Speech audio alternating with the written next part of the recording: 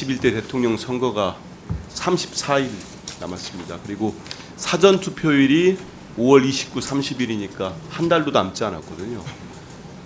윤석열 전 대통령 파면으로 실시되는 선거인데 저는 여러 가지 걱정과 우려가 있는 지점이 있습니다만 그 중에서도 이 가짜 뉴스하고 싸움이 되게 심각할 거라고도 봅니다. 워낙에 선거 기간도 짧고요. 그래서 거기에 대한 대책들이 반드시 마련될 거라고 생각을 합니다.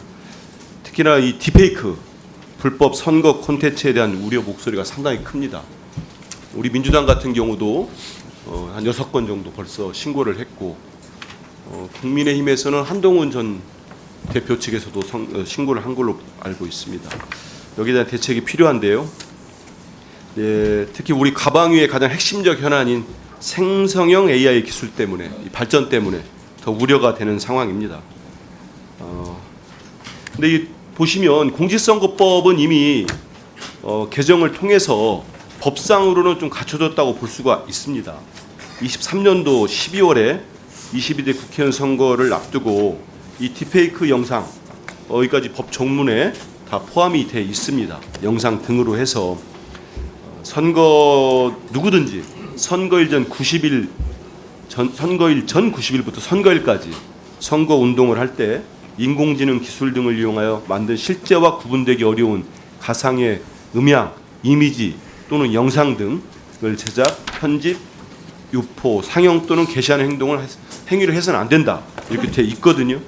근데 좀 전에 말씀드린 대로 벌써 수십 건이 대선과 관련해서 조기 대선과 관련해서 신고가 되고 적발이 되고 있는 상황입니다. 다음 PPT를 보면은 이 상황이 얼마나 심각하냐면요. 미국에서 대선 때도 이런 게 있었다고 합니다. 바이든 전 대통령의 딥페이크 영상이 만들어져 가지고 우리의 방통위에 해당되겠죠. 그 미국의 연방통신위원회가 600만 달러의 과징금을 부과하기도 했다고 합니다.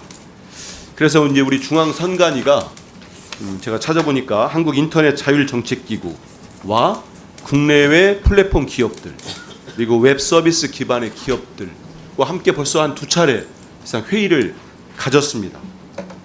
우리 김경훈 구글코리아 대표 나와 계시죠? 예, 잠시 나가시겠어요?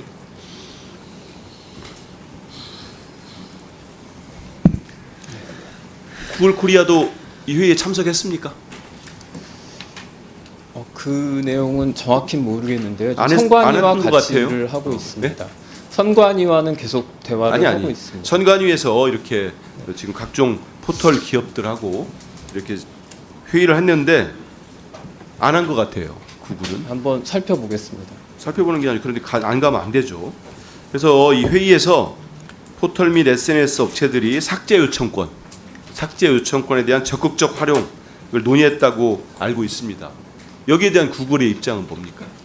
저희는 작년 총선 때도 이 딥페이크 문제에 대해서는 상당히 심각하게 생각을 하고 심각해서 삭제 요청권을 적극적으로 이번 조기 대선 때 하겠습니까? 작년에도 이행? 그렇게 했습니다, 의원님. 네, 이번에도 그렇게 해요? 하겠습니다. 딥페이크 아니 영상 조기 대선 때 제가 법적으로 지금 기억나는 게 네. 지난번 부정선거 음모론이 윤석열 전 대통령에 의해서 더 활개치지 않았습니까? 그래서 지난번 나오셨고 중앙선관위 사무총장도 오셨을 때 국가기관입니다. 정당을 넘어서서 선관위가 18개의 부정선거 콘텐츠를 삭제해달라고 요청을 했어요. 몇 건 삭제했어요? 저희가 기억하시죠? 다시 검토해서 삭제가 필요한 아니, 것은 한 건 했습니다. 그 이후에 더 했습니까? 그때 또 삭제 요청이 아니었고요, 의원님. 검토 요청을 받아서 차단을 해달라고 했던 거 아닙니까? 했습니다. 삭제해달라는 요청이 아니었어요? 검토 요청으로 제가 보고 받았습니다. 그 다시 확인해 보세요. 네, 알겠습니다. 18건. 이번에는 구글이 너무 미온적인 태도로 하면 안 될 것 같습니다. 그렇지 않습니까? 제가 좀 전에 말씀드린 것처럼 미국의 사례도 있고 물론 구글 코리아입니다만은 저는 상당히 우려를 해요. 이 때문에 구글에서도 적극적으로 나서주세요. 적극적으로 하고 있고 그렇게 하겠습니다. 네, 저희도 계속 감시도 하고 네, 알겠습니다. 지적하겠습니다. 네, 들어가셔도 좋습니다.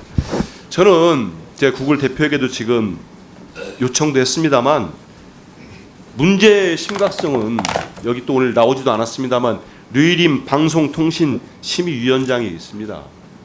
이 방심위가 이 역할을 해야 되는데 그 류일임 씨라는 역대 최악의 기관장을 맡아가지고 전혀 그 역할을 못하고 있기 때문입니다.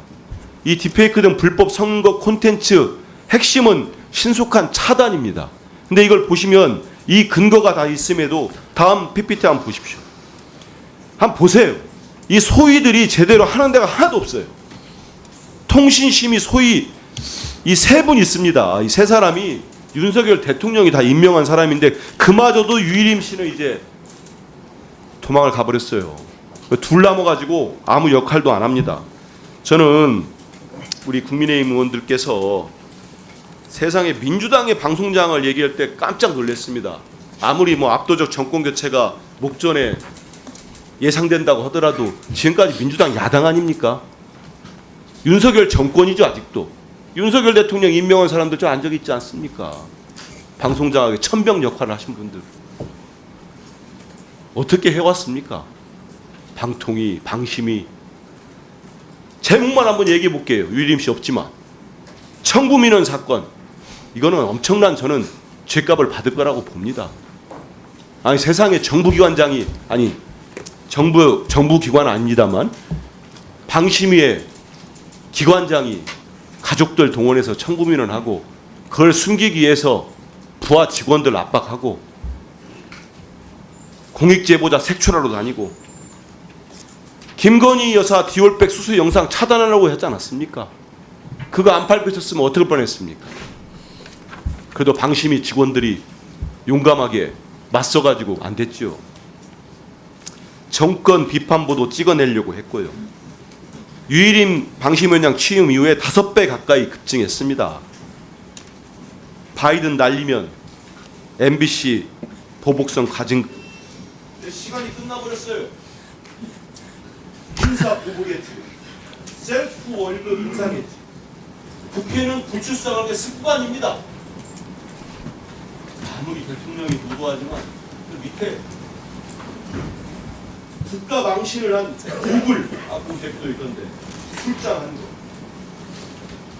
역대급입니다. 역대급 직무수행 능력 부족이 방심위 노조에서 설문조사하니까 96.8%.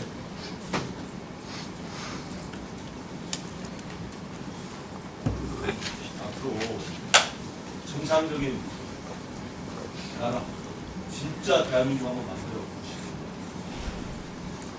예, 최수진 의원님 질의하십시오. 네.